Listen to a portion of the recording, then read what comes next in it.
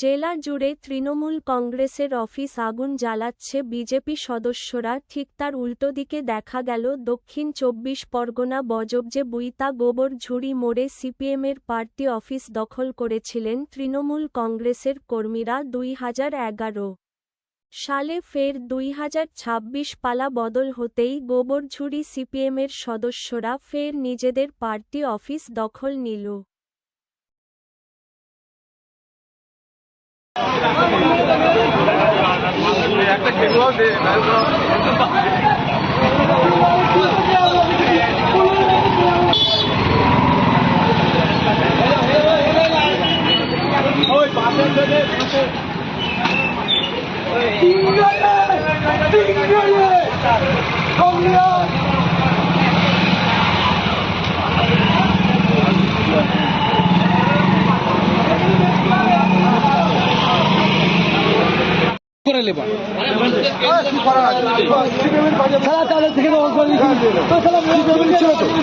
আবার কি আছে বলো?